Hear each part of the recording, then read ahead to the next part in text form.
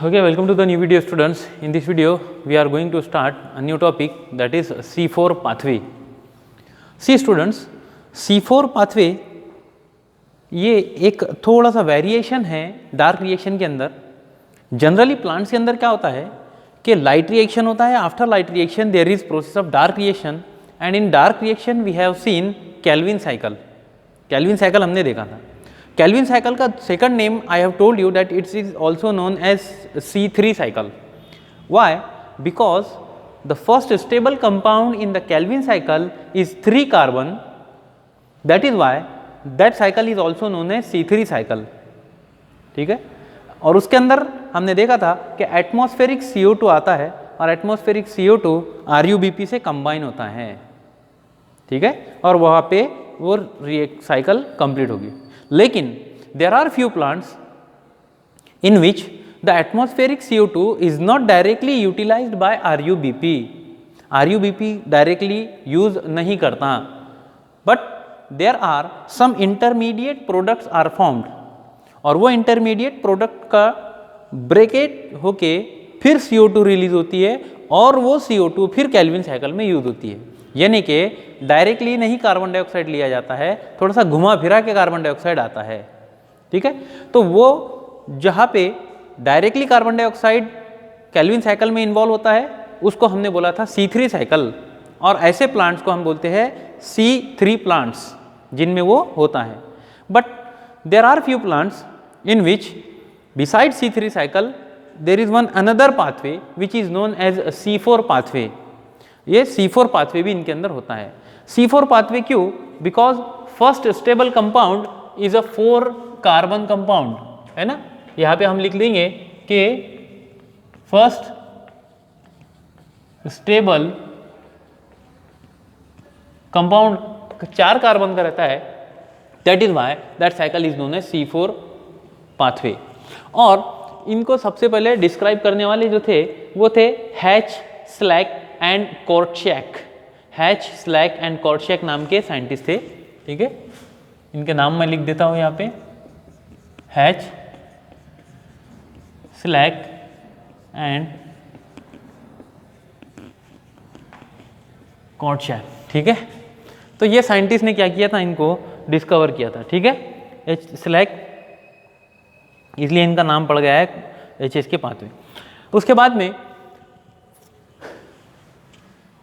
हमको ये देखना है कि ये HS के पाथवे को समझने से पहले हमको एक एग्जाम्पल देखनी पड़ेगी प्लांट की जिसके अंदर ये पाथवे होती है. देखो, there are few plants like sugar cane, sorghum, sorghum like jowar जिसको बोलते हैं हम. सॉर्गम जो है जवार, जवारी जिसको बोलते हैं ना. हाँ, इसका बॉटनिकल नेम है सॉर्गम हो गया. उसके बाद में शुगर केन हो गया, है ना. ये प्लांट ऐसे है, सॉर्गम, शुगर केन और मेज, है ना, इनके अंदर होती है.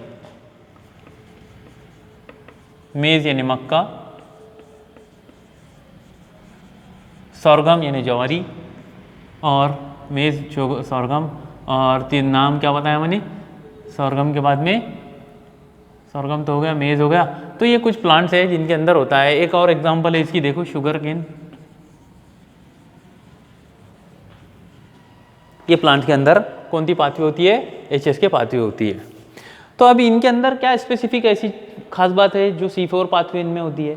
इनके प्लांट्स की अगर लीफ को देखेंगे तो इनके लीफ में 2 टाइप के जो है वो सेल्स प्रेजेंट होते हैं, और इनमें स्पेसिफिक टाइप की एनाटॉमी होती है. That anatomy is known as Kranz anatomy. ठीक है. और क्राइन्स एनाटॉमी क्यों बोला इसको? क्योंकि इनके अंदर जो पैलिसेड सेल्स होते हैं, जो जनरल सेल्स होते हैं लीफ के अंदर, वो एब्सेंट होते हैं, और 2 स्पेसिफिक टाइप के सेल्स प्रेजेंट होते हैं. एक होते हैं मीजोफिल सेल,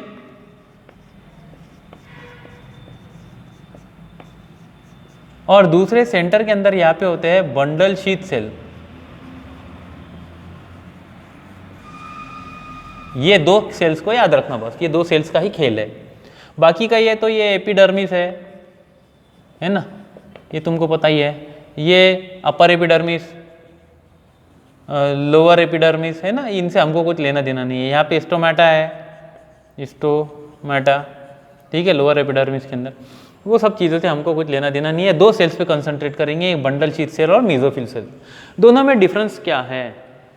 देखो, मीजोफिल सेल्स अगर हम देखेंगे तो mesophyll cells these are specific types of cell which are having the chloroplast in which are smaller in size but well developed thylakoid और grana। इनके अंदर देखो मैं यहाँ लिखता हूँ, मीजोफिल के अंदर small chloroplast well developed grana, और on the other hand bundle sheath cells are having large chloroplast but no grana, you can say इनके अंदर ग्रेना ही प्रेजेंट नहीं रहता, और अगर प्रेजेंट है तो बहुत पोरली डेवलप्ड। ठीक है, तो हम बोलते हैं इनको जनरली अग्रेनल क्लोरोप्लास्ट इसके अंदर प्रेजेंट है, यानी विदाउट ग्रेना क्लोरोप्लास्ट इसमें प्रेजेंट है, और यहाँ पे ग्रेना वाला क्लोरोप्लास्ट प्रेजेंट होता है मीजोफिल के अंदर। ठीक है, तो वैसे ही यहाँ पे हम देखेंगे मीजोफिल जो है ये पूरे सराउंडिंग टिश्यू है, और सेंटर के जो है वो गोल राउंड एक टिश्यू स्ट्रक्चर दिख रहा होगा तुमको, उसको बोला है हमने बंडल शीथ सेल। ये दोनों के सेल्स में डिफरेंस क्या है ये मैंने बतला दिया। अब अगर हम देखते हैं कि ये C4 पाथवे कैसी होती है, तो C4 पाथवे के लिए मैंने बताया कि फर्स्ट स्टार्टिंग इज CO2। ये कहाँ से लेंगे हम प्लांट? एटमॉस्फेयर से लेंगे। ठीक है, atmospheric CO2 it first enter into the mesophyll cell. Mesophyll cell के अंदर जो है ये इंटर होगी। ठीक है, बात ख्याल में आई ना? Just a minute, let me check. Okay, तो यहाँ पे क्या हो रहा है, मीजोफिल सेल्स के अंदर पहले एटमॉस्फेरिक कार्बन डाइऑक्साइड इंटर हो रही है।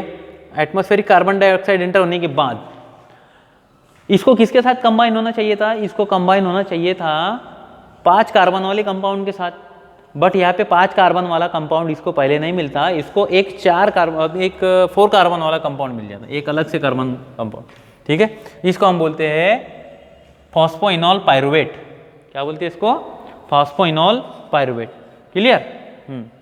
ठीक है ना? देखो यहाँ पे it is accepted by a 3 carbon compound. ये पेप जो है ये कितने कार्बन कंपाउंड है? 3 कार्बन कंपाउंड है। इसका लॉन्ग फॉर्म है फॉस्फोइनॉल पायरुवेट। मैं लिख देता हूँ यहाँ पे फॉस्फोइनॉल पायरुवेट। ठीक है, पेप बोल रहे हैं शॉर्ट में इसको हम।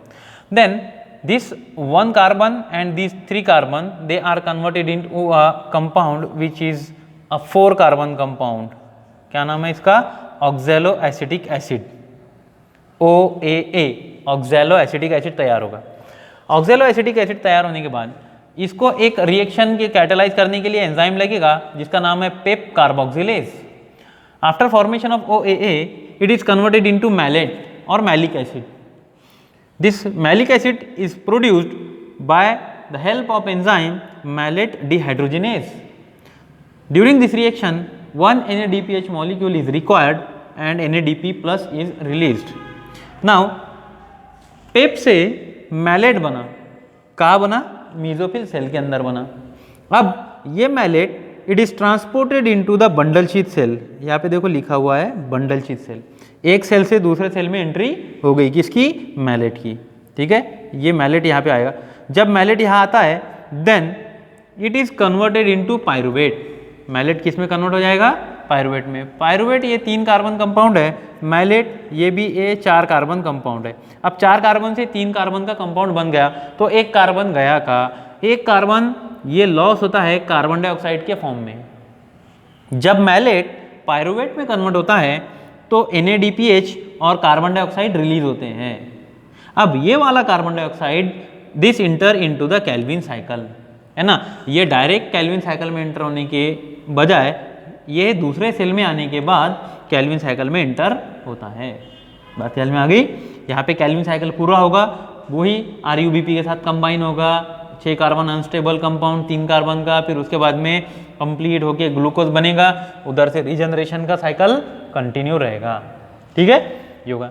और ये पायरुवेट जो तैयार होता है ये वापस एंट्री मारता है मेसोफिल सेल में, and it is now pyruvate is converted into phosphoenol pyruvate, PEP जिसको बोला हमने, pyruvic acid converted into PEP, वापस से रेडी है नेक्स्ट कार्बन डाइऑक्साइड को कंबाइन होने के लिए। तो in this way this cycle continues, ये साइकिल होती है C4 साइकिल और C4 pathway. Hope you would have understood this. Clear? Thank you.